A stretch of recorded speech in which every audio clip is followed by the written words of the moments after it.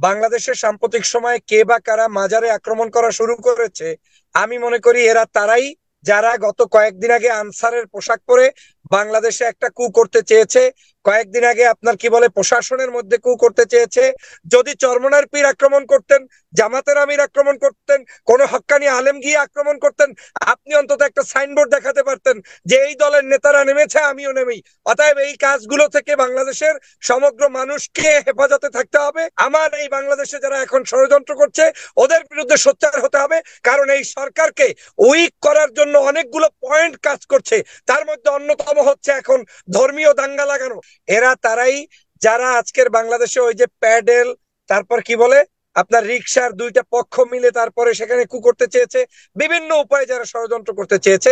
সর্বোপরি হিন্দুদের মন্দির গির্জায় বিভিন্ন রকমের আক্রান্ত করে তারা আওয়ামী লীগের পক্ষ থেকে কু করতে চেয়েছে। সাগর ভাই 1 মিনিট, একটা ইস্যু আসছে, ওইটা একটু বলতে চাই। সাগর ভাই 1 মিনিট, একটা ইস্যু আছে, এটা একটু বলতে চাই। হুম। ইস্যুটা হচ্ছে যে বর্তমানে, না না, অত্যন্ত অত্যন্ত গুরুত্বপূর্ণ একটা ইস্যু। আপনি দেখেন যে বিগত 4 দলীয় সরকারের আমলে কোনোদিন মাজার ভাঙা হয় নাই। বিগত আওয়ামী লীগ, বিএনপি, জামাত যত সরকার ছিল, মাজার নিয়ে কোনো ধরনের প্রবলেম ছিল না। বাংলাদেশের সাম্প্রতিক সময়ে কে বা কারা মাজারে আক্রমণ করা শুরু করেছে, আমি মনে করি এরা তারাই যারা গত কয়েকদিন আগে আনসারের পোশাক পরে বাংলাদেশে একটা কু করতে চেয়েছে। কয়েকদিন আগে আপনার কি বলে প্রশাসনের মধ্যে কু করতে চেয়েছে।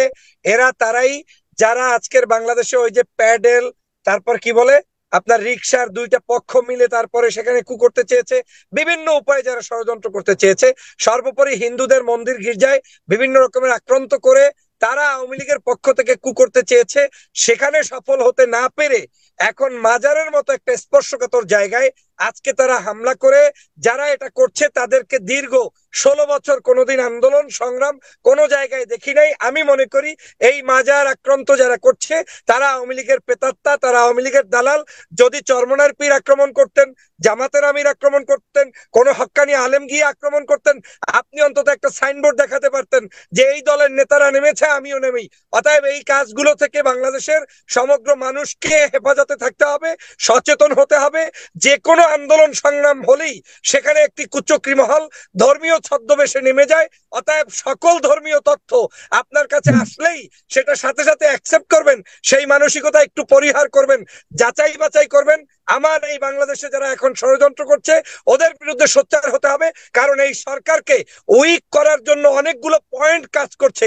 তার মধ্যে অন্যতম হচ্ছে এখন ধর্মীয় দাঙ্গা লাগানো। এবং আপনারা জানেন এই মাজার সংশ্লিষ্ট বিষয়গুলো জায়েজ কিনা নাজায়েজ কিনা এটা নিয়ে ধর্মীয় বিশারদরা আলোচনা করবেন, মানুষের মধ্যে মানসিকভাবে পরিবর্তন করাবেন। কিন্তু কোন জায়গায় আক্রমণ করে ভাঙচুর করে বাংলাদেশের কোন পরিবর্তন, এটা হচ্ছে আওয়ামী লীগের আর একটা ছদ্মবেশী কাজ।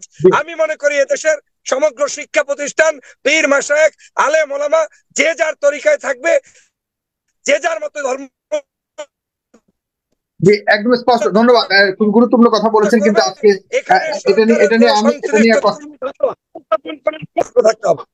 জি, এটা ব্যক্তিগতভাবে আমিও কোনোভাবেই কেউ কারো কোনো ধর্ম যেসব আমাদের নিদর্শনগুলি রয়েছে, ধর্মীয় নিদর্শন বলুন বা যে যার বিশ্বাস যেভাবে করুক, এটি কোনোভাবেই একে অপর দ্বারা ক্ষতিগ্রস্ত কোনোভাবেই আমি ব্যক্তিগতভাবে পছন্দ করি। তবে যদি এ নিয়ে কোনো কথা বলার প্রয়োজন হয়, কোনো ডকুমেন্ট থাকে যে কারা করছে, আপনারা আমাদের কাছে পাঠাবেন, ফেসবুকে বলে পাঠাবেন, আমরা প্রয়োজনীয় কর্তৃপক্ষের দৃষ্টি আকর্ষণ করে আমাদের এখানে প্রচার করার চেষ্টা করব।